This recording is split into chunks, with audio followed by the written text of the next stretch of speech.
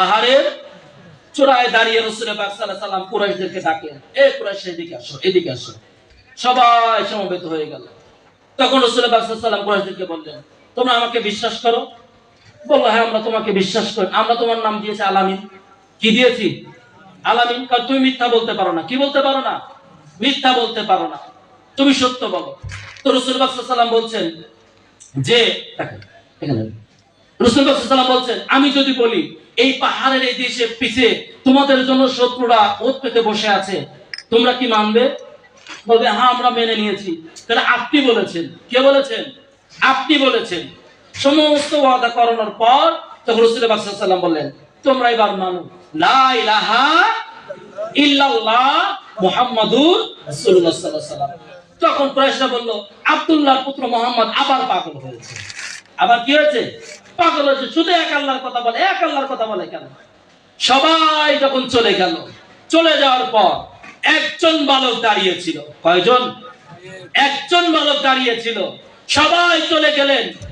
আপনার হাদিসের কিতাব বলাতে এসেছে, কখনো কেউ বলেছেন 8 বছর, কেউ বলেছেন 10 বছর। একজন বালক দাঁড়িয়েছিল।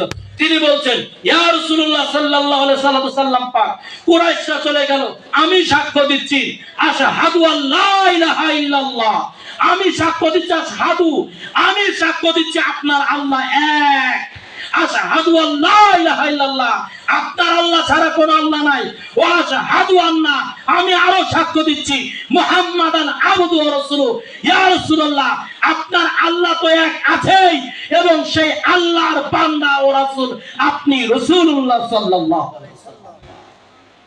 সেই বালকটাই ছিল হচ্ছে মাওলায়ে কায়নাত হযরতে আলী শেরে খোদা। কেন আহলে বাইত পাকের সাথে এত বিরোধিতা করা হয়েছে? আপনারা জানেন যে মাওলায়ে কায়নাত পাককে নামাজরত অবস্থায় শহীদ করানো হয়েছে, জানেন না? কেন? মা খাতুনে জান্নাত পাককে কেন শহীদ করানো হয়েছে? ইমামে হাসানকে 7 বার বিষ প্রয়োগে কেন শহীদ করানো হয়েছে? ইমামে হুসাইনকে কারবালার ময়দানে কেন শহীদ করানো হয়েছে? হয়েছে না? এই ঘটনা করে সত্য না মিথ্যা?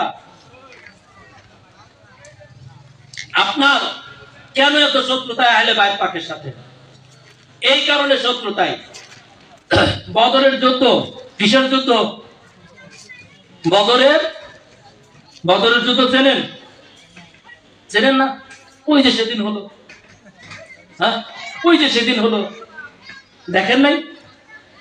আরে বাবা আমিও তো দেখি নাই, আপনারাও যদি না দেখেন, আমি কি দেখেছি? 17ই রমজানুল মুবারক পৃথিবীর ইতিহাসে সবচাইতে প্রথম যুদ্ধ, যে যুদ্ধের কারণে ইসলামটা টিকে আছে, যে যুদ্ধের কারণে কি আছে? ইসলামটা টিকে আছে। মুসলমানদের সৈন্য সংখ্যা কত ছিল? 313 জন। কাফেরদের সৈন্য সংখ্যা 1000। কত? 1000। তাহলে 3 জন মিলে কয়জনকে ধরবে? একজনকে ধরবে। কয়জনকে? একজনকে ধরবে। আর মুসলমানদের 313 জন সৈন্য সংখ্যা, কয়েকটা ছিল আপনার উট, কয়েকটা ছিল তলোয়ার। এই কয়েকটা নিয়েই আপনার মুসলমানরা কাফেরদের বিরুদ্ধে যুদ্ধ করলো। কাদের বিরুদ্ধে? কাফেরদের বিরুদ্ধে যুদ্ধ করলো। ওই যুদ্ধের ময়দানে, বদরের যুদ্ধে মুসলমানরা যখন জয়ী হলো, কাফেররা 70 জন জাহান্নামে চলে যায়। মানে 70 জন মারা যায়। কতজন? 70 জন মারা যায়। এই 70 জনের অর্ধেক কত হয়? কত হয়? 35। এই যে কেন আহলে বাইত পাকের সাথে এত শত্রুতা? এই 70 জনের মধ্যে মাওলায়ে কায়নাত পাক হযরত আলী আলাইহিস সালাম পাক একাই 36 জন কাফেরকে নিহত করেছিল। কতজন? একাই 36 জন কাফেরকে নিহত করেছিল, আর বাকি সবাই মিলে 34 জনকে মেরেছিল। তখন মাওলায়ে কায়নাত পাক একটা যুবক, জওয়ান, এই যুদ্ধের ময়দানে মাওলায়ে কায়নাত পাকের বীরত্ব দেখে মওলা কায়নাত পাকের সাহস দেখে রাসূল পাক সাল্লাল্লাহু আলাইহি ওয়াসাল্লাম পাক তলোয়ার উপহার দিয়েছিলেন, জুলফিকার উপহার দিয়েছিলেন। এই জন্য কোন এক কবি বলেছেন যে আলী ছাড়া কোনো বীর নাই, আর জুলফিকার ছাড়া কোনো তলোয়ার নাই। কোন এক কবি বলেছে যে আলী ছাড়া কোনো বীর নেই, আর জুলফিকার ছাড়া কোনো তলোয়ার। একাই কতজনকে মেরেছিল? 36 জন। এই যে আহলে বাইত পাকের সদস্য সংখ্যা 1 জন। এই জন্য কাফেররা চিন্তা করেছিল যে আলীর কারণে আজকে আর 2 মিনিট আছে, 5 মিনিট আগে তো দিবেন। আচ্ছা, আসলে 1 ঘন্টাও কিন্তু হলো না। আচ্ছা, যাই হোক, কমিটির নির্দেশ। আমি শুধু আপনাদেরকে বলি, শোনেন, আজকে আহলে বাইত পাককে আমরা চিনি না। আহলে বাইত পাককে আমরা কি চিনি না?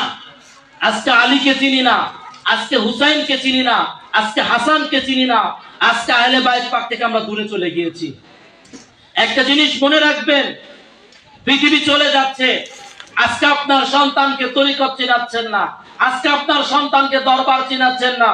মনে রাখবেন, একদিন আপনি চলে যাবেন।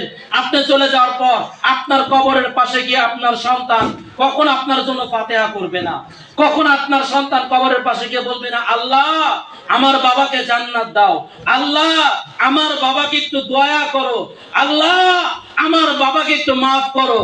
কেন করবে না? আপনার সন্তান বলবে কবরের পাশে দাঁড়ানো বেদাত, কবরের পাশে দাঁড়ানো না জায়েজ, কবরের পাশে দাঁড়িয়ে দোয়া করা বেদাত। এইটা যদি আপনি আপনার সন্তানকে এই তরিকত না চেনান, আহলে বাইত পাক না চেনান, ওলি আল্লাহদেরকে যদি না চেনান, আপনার সন্তান কখন আপনার জন্য দোয়া করবে না? লিখে নেন, লিখে নেন। আজকে আমাদের সন্তানগুলিকে, আজকে আমাদের যুবক ছেলেদেরকে কিভাবে পথভ্রষ্ট করছে, এই কথা বলে শেষ করে দেব। আজকে পৃথিবীর ওলামায়ে কেরাম, আল্লামারা, শায়েখরা বলছে, ও যুবকেরা, ও কলেজের ভার্সিটির ছেলেরা, তোমাদেরকে বলছে পীর বলতে কোনো শব্দ নেই, না পীর বলা যাবে না, পীরের কাছে যাওয়া যাবে না, মুরিদের কাছে যাওয়া যাবে না, কারণ পীর শব্দ কোরআনে কোথাও। এটা সত্য না মিথ্যা? এবার উল্টো যদি আমি বলি, ও শায়েখরা, ও আল্লামাদুদ্দাহররা, তোমরা বলছো পীরের কাছে যাওয়া যাবে না, পীর মানা যাবে না। আমিও বলতে পারি নামাজ তো কোরআনের ভাষা না, নামাজ তো কোরআনের মধ্যে নাই, তোমরা নামাজের কাছে যাইবা না। হবে? হবে? তোমাদের উল্টা জবাব। তোমরা যুবকদেরকে শেখাও পীর কোরআনে থাকবে না, পীরের পরিবর্তে ওলি থাকবে, নামাজ কোরআনে থাকবে না, নামাজের পরিবর্তে সালাত থাকবে। যে দেশের মধ্যে, যে সমাজের মধ্যে ওলি আল্লাহদের শান যত ছোট হবে, ওই সমাজ তত মুরব্বীদেরকে অসম্মান করতে বাধ্য হবে। আজকে মুরব্বীদের সম্মান কমে যাচ্ছে কেন জানেন? ওলি আল্লাহদেরকে সম্মান না করার কারণে। ওলি আল্লাহদের কি সম্মান না করে